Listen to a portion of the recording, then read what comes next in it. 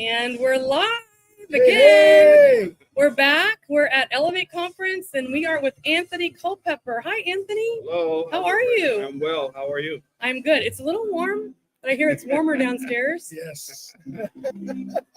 It's not supposed to be this warm in San Diego at all. Yeah, not in September, but It's heated up in Southern California last week or so. Yeah. Nothing like Orlando, though. Yes. But, Or Tampa. Tampa's where we live, and it's usually pretty hot and Yeah. steamy this time of I year. saw you at WCO. Yeah. Sweating it, yeah.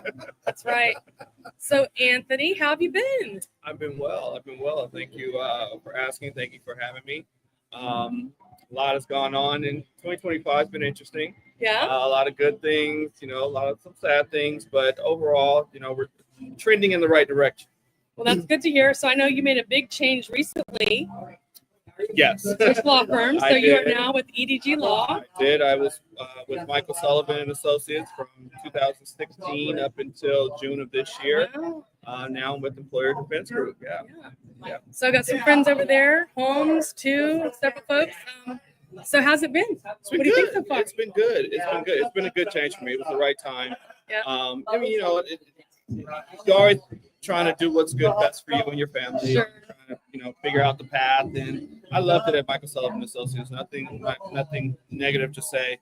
But it was time. It was time for a change, time for a new move, and I'm happy that I made it. Good for you. Yeah. Congratulations. I'm happy for you. Yeah, same here. So anything interesting like what's going on? What's the typical week look like for you? Well, what's going on now? I'm president of the African American Workers' Compensation Professionals Group. We are heavily planning our holiday party this year. We've done it every year in person since we started January 2020, which is shortly before COVID hit. Right. Our first holiday party was virtual, which was fun, but we'll never do it again. Right. Ever. We're done with virtual. So now we're topping over 400 people attending last That's year. crazy. Wow. I see the pictures. It always looks so amazing. Yeah. So kudos to you. for Very that. proud of that. We get a cross section of the industry. Claims people on the claims floor to people in the C-suite. We're all coming together to decompress or deconstruct the There year we go. There we go. It's a good word. and get ready for the next year. Awesome. So AAWCP, what else? What's going on? On the work front, that's it. Just staying busy. Constantly trying to understand. AI is coming into comp now, and trying to figure that out, and try to figure out how to incorporate that into my practice. To provide the most value for clients and the most efficiency for me. Going forward. So still kind of tinkering with some things to figure out how that's going to play out, but it's coming. One way or the other, it's coming. So Are you seeing employers, self-insureds, carriers, TPAs, are you seeing them starting to use programming in that capacity? Yeah, we're at the tip of the iceberg. And I think they're like me, trying to figure out what's going to best, make their efficiency greater, and how to incorporate that with their staffing and just trying to incorporate it into their program.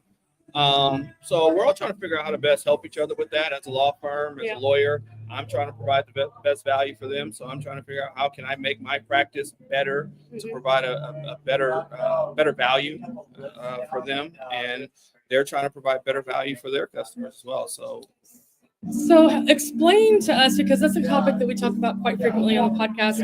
How is a law firm looking at AI to assist in your day-to-day activities? Well, I mean, as you know, AI is good at a lot of things. AI is good at taking things that used to take hours and doing it for you in minutes. Right. But you got to be careful because one of the things, when you got a human doing things, is that we can understand how the information we're processing connects with the client's needs, and you'll never take away that human element. You'll always need that, but it's going to help us do some of the things that don't require as much of that relationship.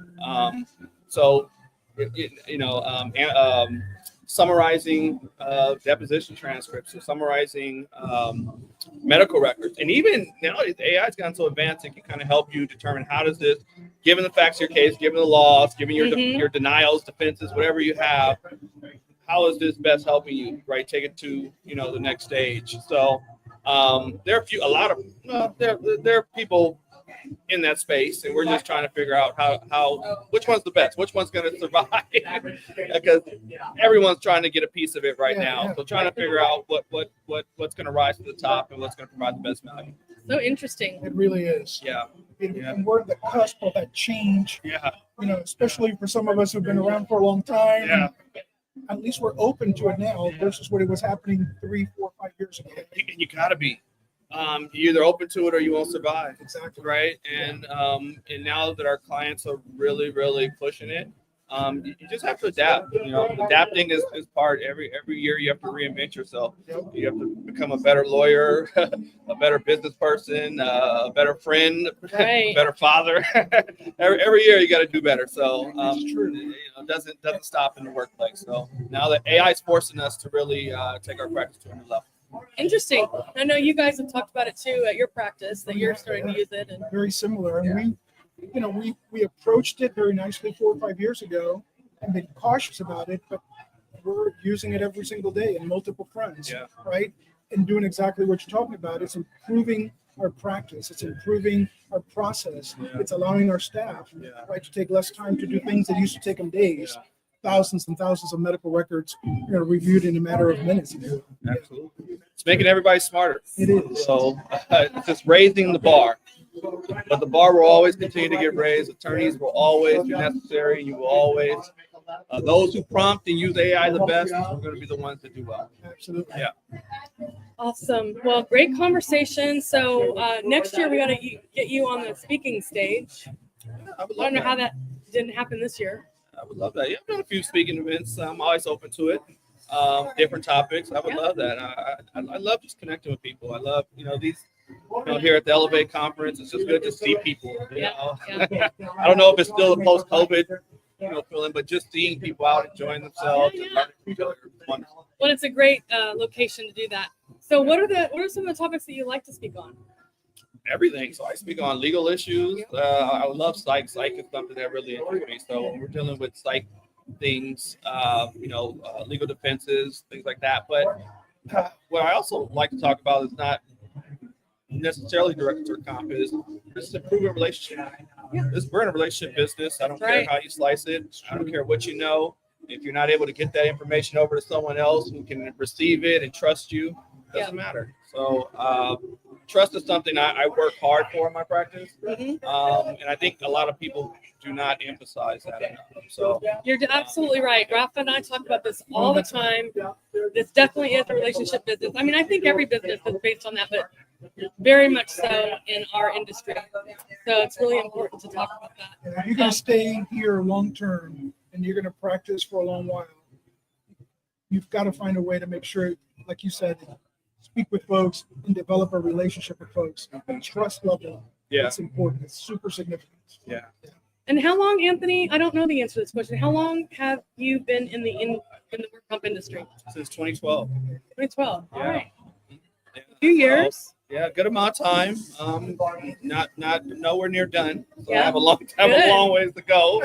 Fortunately or unfortunately, but Well, we hope so. We're gonna have you on the podcast. I don't know why we haven't had him yet, but that's what we talk about on the podcast, is like paving the way for the next generation of professionals that are coming in. So we take that very seriously. We just launched a new track at WCI called the Crash Course in Workers' Comp.